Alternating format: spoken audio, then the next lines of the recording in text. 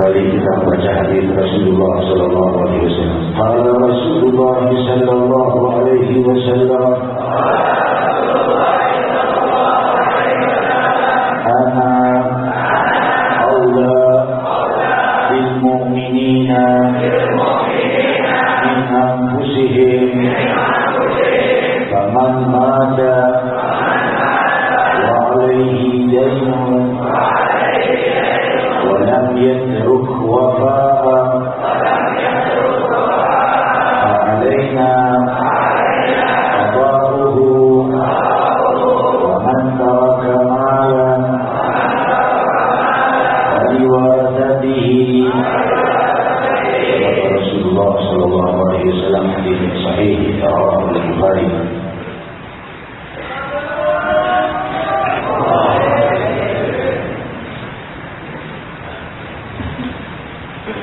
Assalamualaikum warahmatullahi wabarakatuh. Hamdan li rabbin khassana bi Muhammadin wa akhadana min zulmatil jahli wal tajili. Alhamdulillahi alladhi hadana li'abdihi al-muhtaj man da'ana ilayhi bil-idhni wa qad nadana labbaika ya لنا وحدانا صلى الله وسلم وبارك عليه وعلى آله. الحمد لله الذي جمعنا في هذا المحضر والحمد لله الذي جمعنا في هذه المناسبة وفي هذا المسجد وفي هذا المجلس المبارك وفي هذا المسجد الكريم وفي هذا الشهر الكريم وفي هذا الاجتماع العظيم لتأمل كهدرة الله مع رجاء تكوني nama yang maha suci dan maha abadi. Barang siapa yang mensucikan Allah, maka ia akan suci dan abadi dalam kenikmatan. Kesucian kehidupannya abadi, kesucian setelah kehidupannya abadi, dalam kasih sayang Allah yang abadi, kasih sayang yang tiada pernah ada akhirnya, kasih sayang yang membuka segala anugerah sepanjang waktu dan zaman. Allah yang paling berhak dimuliakan dan diagungkan, yang dengan mengagungkannya angkatlah derajat manusia kepada kemuliaan dan keagungan, dan tiada keagungan yang abadi kecuali mereka yang memuliakan Sang Maha Agung. Allah yang mensucikan yang Maha Suci. Allah kehidupannya akan tersucikan. Mereka yang memuji yang paling berhak dipuji Allah, maka kehidupan mereka akan terpuji. Hadirin hadirat, dan Allah Subhanahu wa ta'ala memuliakan hamba-hambanya, mereka yang mau kembali kepada Allah setelah bertaubat, mereka yang mau kembali kepada Allah setelah berdosa lalu bertaubat, dan setelah bertaubat lalu bertaubat, dia terus menaiki tangga-tangga keluhuran taubat, dari satu derajat menuju derajat lainnya, dari satu gerbang kesucian taubat menuju gerbang cahaya taubat selanjutnya. Demikian keadaan Sayyidina Muhammad, orang yang tidak pernah berdosa dan maksum, namun memahami rahasia kemuliaan taubat, maka beliau bertaubat 70 kali setiap harinya, bahkan sampai 100 kali setiap harinya kepada Allah. Ya Rahman Ya Rahim, wahai yang maha mencintai hamba yang bertaubat, jadikan kami hamba yang selalu bertaubat, jadikan kami hamba yang mencintai taubat. Hadirin hadirat, Allah berfirman, alladzina yahmiluna al-'arsha wa man hawlahu yusabbihuna bihamdi rabbihim wa yastaghfiruna lilladzina amanu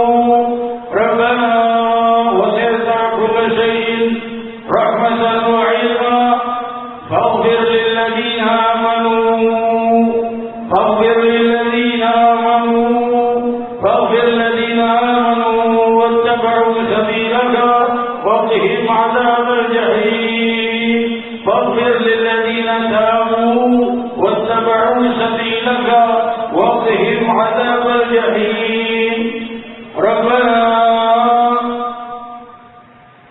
Allah Subhanahu wa ta'ala berfirman, mereka para malaikat yang menopang arsy-Nya Allah Subhanahu wa ta'ala, mereka yang mengangkat arsy-Nya Allah.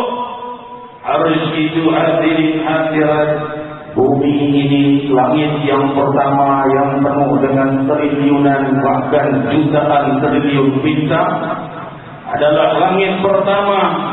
Dan langit pertama jika masuk ke langit kedua bagaikan debu di tengah lautan, sebagaimana langit kedua jika masuk ke langit ketiga bagaikan debu di tengah lautan, demikian langit keempat, kelima, keenam, ketujuh, dan di atasnya adalah Lauhul Mahfuz yang jika 7 lapis langit, bumi dan segala isinya dimasukkan ke Lauhul Mahfuz bagaikan debu di tengah lautan, dan di atasnya adalah Al-Kursi yang jauh lebih besar dari Lauhul Mahfuz, dan di atasnya adalah Al-Arsy yang jika seluruh Al-Kursi, Lauhul Mahfuz dan 7 lapis langit dimasukkan ke dalam Arsy bagaikan debu di tengah lautan. Para malaikat yang menopang arsy Allah, mereka bertasbih mensucikan nama Allah dan beriman kepada Allah. Wa yastaghfiruna lilladzina tabu, mereka beristighfar untuk orang-orang yang bertaubat kepada Allah. Rabbana wasi'ta 'ilma rahmatan wa 'ilma faghfir lilladzina tabu. Wahai Tuhan kami, mereka berdoa, wasi'ta rahmatan wa 'ilma, Kaulah yang maha luas kasih sayangmu dan pengetahuanmu, maka ampunilah orang-orang yang bertaubat, wattaba'u sabilaka, dan mengikuti jalanmu yang benar, Sayyidina Muhammad sallallahu alaihi wasallam, dan berikan kepada mereka surga Adn allati wa'adtahum wa man salaha min abaihim wa azwajihim wa dzurriyyatihim, dan juga berikan pula pada yang baik dari keluarga mereka, ayah bunda mereka, keturunan mereka, suami atau istri mereka. Cahaya taubat menggetarkan para penopang arsy Allah. Jiwa pendosa yang ingin taubat kepada yang maha menerima taubat, innahu yuhibbut tawwabin, sang pemilik alam semesta mencintai hamba yang bertaubat. Merugilah jiwa yang lepas dari kemuliaan taubat. Semoga aku dan kalian selalu dalam cahaya taubat, ya Rahman ya Rahim.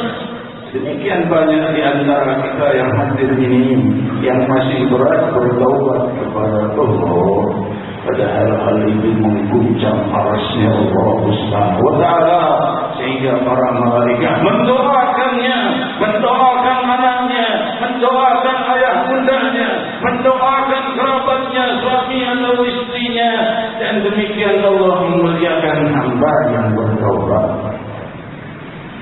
Dan hadirin pemimpin orang-orang yang bertaubat, Sayyidina Muhammad. والنجم إذا هوى ما ضل صاحبكم وما غوى وما ينطق عن الهوى إن هو إلا وحي يوحى علمه شديد القوى ذو مرة فاستوى وهو في الأفق الأعلى فأوحى إلى ربه فكان قاب قوسين أو أدنى ثم دنا فتدلى فكان قاب قوسين أو أدنى فأوحى إلى عبده ما أوحى ما كذب الفؤاد ما رأى والنجم إذا هوى. Demi cahaya bintang yang berbijar terang benderang. Najm dalam bahasa Arab ada dua bintang, yaitu najm atau kaukab. Kaukab adalah bintang yang tidak bercahaya. Jadi mendapat cahaya dari bintang lain atau planet lain, ini disebut kaukab. Yaitu diantaranya bulan. Kalau najm adalah bintang yang mempunyai cahaya sendiri dan berbeda. Inilah makna najm. Sebagian para ulama menafsirkan makna najm ini adalah Sayyidina Muhammad sallallahu alaihi wasallam. Idza hawa, jika sedang berbicara indah, dan hawa itu sendiri juga mempunyai makna yang jelas. Hawa itu adalah ketika sedang hati yang sedang bergetar dan gemuruh dengan cinta dan rindu. Wan-najmi idza hawa, demi jiwa yang berpijar dengan cahaya Allah, gemuruh dan rindu cinta kepada Allah. Sayyidina Muhammad maqal sahibuhum wa Allah. Teman kalian itu Nabi Muhammad sallallahu alaihi wasallam itu bukan orang yang tertipu dan bukan pula penipu. Wa ma yantiqu 'anil hawa in huwa illa wahyun yuha. Sang Nabi tidak bicara dari keinginannya, tapi setiap ucapannya adalah kalimatullah subhanahu wa ta'ala. Ucapan beliau adalah wahyu ilahi. Wa ma yantiqu 'anil hawa in huwa illa wahyun yuha. 'allamahu shadidul quwa. Jibril alaihi salatu wassalam yang menyampaikan wahyu dan mengajarinya, yang memiliki kekuatan dan kewibawaan. Dzumiratin fastawa, yang memiliki kekuatan dan kewibawaan. Wa bil a'la. Dan ketika sang Nabi sallallahu alaihi wasallam itu berada di cahaya ufuk yang maha tinggi, sebagian para mufassir menerangkan maksud dari ufukul a'la adalah cahaya Rabbul Alamin ketika sang Nabi menghadapnya. Wa huwa fil ufukil a'la di malam Isra wal Mi'raj di bulan Rajab al-Mubarak ini. Wa huwa fil ufukil a'la. Dan di saat itu Jumadana fatadalla, dan sang Nabi semakin dekat, diperintahkan untuk mendekat ke hadirat Allah. Karena kalau Qausaini atau Adna, sangat dekat sekali dengan Rabbul Alamin. Fauha ila ardihi ma auha, maka diwahyukan kepada sang Nabi apa-apa yang diwahyukan dari Allah langsung tanpa perantara Jibril, langsung kepada Nabi Muhammad sallallahu alaihi wasallam berhadapan dengan Allah. Maka dapat fuad ma ra'a, sanubari sang Nabi tidak dusta atas apa yang dilihatnya. Dia telah melihat Rabbul Alamin. Allah mengucapkan sang Nabi dengan kalimat al-fuad, sang sanubari. Maksud dan isyarat betapa dicintainya Nabi Muhammad sallallahu alaihi wasallam oleh Allah, sehingga Allah mengatakan maka al-fuad ma ra'a, sanubari itu tidak berdusta atas apa yang dilihatnya. Apa? Karena sering manusia bicara, tapi hatinya berdusta, tidaknya menyampaikan kalimat dusta. Namun sang Nabi ini ucapannya adalah kalimatullah, dan sanubarinya disaksikan Allah tidak dusta atas apa yang dilihatnya. Apa tumarunahu ala ma yara? Apakah kalian masih mendustakan dan masih tidak percaya atas apa yang dilihat Nabi Muhammad? Hadirin masih muncul hingga saat ini orang-orang menyangkal bahwa sang Nabi berjumpa dengan Allah di dalam Isra wal Mi'raj. Hadirin ucapannya telah dijawab oleh Allah. Apa tumarunahu ala ma yara? Maka ada di antara kalian yang masih meragukan apa yang dilihat sang Nabi. hadirin hadirat yang dimuliakan Allah, sampailah kita kepada hadis mulia yang jika mereka merenungkannya dia akan lebur dengan cinta kepada sang Nabi. Hadis ini menerangkan betapa cintanya sang Nabi kepadaku dan kepada kalian. Ana aula bil mu'minina min anfusihim. Aku lebih aula, lebih patut didahulukan oleh orang-orang mukmin dari diri mereka sendiri. Inilah bentuk kemuliaan Allah Subhanahu wa taala kepada sang Nabi untuk setiap pribadi muslimin muslimah. Betapa dekat dan eratnya dan tidak bisa terputusnya sang Nabi dengan umatnya karena beliau aula bil mu'minina min anfusihim. Lalu apa sang Nabi sallallahu alaihi wasallam memberikan kepada kita pemahaman itu? Wa alaihi daynun wa lam yatruk wafan. Jika ada di antara kalian masa itu yang wafat dan tidak punya harta untuk membayar hutang-hutangnya, aku yang membayar hutangnya.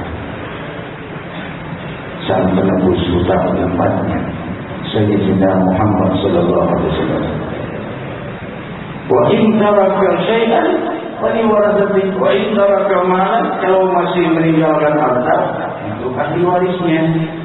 Jadi pada hakikatnya yang lebih berhak kepada ahli waris itu adalah Nabi Muhammad SAW, karena beliau lebih berhak daripada keluarganya. Tapi sang Nabi mengatakan kalau ada hutang boleh ambil, kalau ada harta ambil oleh keluarganya. Kalau ada hutangnya fa'alayya qada'u, aku yang akan membayarnya. Inilah sang penebus umatnya di dunia dan di akhirat. Hingga di yaumul qiyamah beliau pula yang berusaha menembus dosa umatnya dengan bersujud untuk pengampunan demi seluruh pendosa di antaraku dan kalian. Inilah Sayyidina Nabi. Hadirin hadirat yang dimuliakan Allah, kalimat dan hadis ini merupakan penjelasan daripada firman Allah, An-Nabiyyu aula bil mu'minina min anfusihim, bahwa Nabi SAW itu lebih mulia, lebih patut didahulukan dari orang beriman atas diri mereka sendiri. Paling pantas dicintai lebih dari diri kita Sayyidina Muhammad SAW. Kenapa? Karena beliaulah manusia yang paling mencintai kita. Manusia. Kalau selain sang Nabi tidak ada yang lebih mencintai kita kecuali Allah. Sang Nabi SAW manusia yang paling cinta kepada kita, karena di saat semua yang cinta kepada kita lupa kepada kita, beliau tidak lupa kepada kita. Saat semua orang menghindar, para Nabi dan Rasul menghindar, beliau tidak menghindar, bahkan mencari kita. Dimanapun berada umatnya, di jembatan Sirat, keberatan di dalam timbangan amal, keberatan dosa, atau sudah jatuh ke dasar neraka, beliau tetap tidak ingin senang sebelum umatnya terangkat dan bebas dari neraka. Inilah idola, inilah Sayyidina Nabi Muhammad SAW yang sudah dijelaskan oleh Allah lebih patut didahulukan dari diri kita sendiri. Kenapa? Karena beliau mendahulukan kita daripada diri beliau sendiri. Beliau mendahulukan umatnya daripada diri beliau sendiri. Sampai musuh-musuhnya pun masih didoakan, masih diinginkan hidayahnya. Beliau memerangi musuh-musuh yang memeranginya tentunya. Jika membahayakan muslimin dengan senjatanya diperangi. Namun besarnya keinginan sang Nabi agar musuh-musuhnya itu kembali di dalam hidayah. Mereka yang sudah memerangi tentunya jelas diperangi untuk membela dirinya, tidak membiarkan diri mereka terbunuh begitu saja. Tetapi beruntung mereka yang berada di dalam Sayyidina Muhammad SAW, mereka bersabar, dan ketika mereka melawan musuhnya, jika mereka menang maka mendapat keganiman, jika mereka kalah mereka sebagai syuhada, tidak ada kerugian sebagai para pembela Muhammad Rasulullah SAW. Menang dia menang, dapat pahala dan ghanimah. Kalah maka syahid. Kalau tidak wafat maka ia mendapatkan pahala besar di di hadapan Allah Subhanahu wa taala sebagai fisabilillah, tidak ada rugi orang yang mengikuti Muhammad Rasulullah sallallahu alaihi wasallam. Hadirin hadirat yang dimuliakan Allah, di bulan yang agung ini kita bermunajat kepada Allah Subhanahu wa taala, dan juga saya ingin menyampaikan bahwa hari Rabu atau mungkin esok atau mungkin Rabu, insyaallah Rabu sore saya pamit untuk menuju Madinatul Munawwarah, dimohon oleh guru mulia kita untuk berdoa di Raudhatul Nabawi untuk kemaslahatan bangsa ini. Namun dengan penerbangan yang belum jelas, barangkali di Rabu sore, dan saya baru akan pulang hari Sabtu petang atau Ahad. Demikian hadirin yang dimuliakan Allah, semoga Allah Subhanahu wa taala memberikan ijabah kepada doa dan harapan kita. Dan keberangkatan saya menuju Madinatul Munawwarah tidak lain mendoakan agar bangsa ini mendapatkan kedamaian dengan munculnya pemimpin yang baru bagi negeri muslim terbesar di muka bumi ini.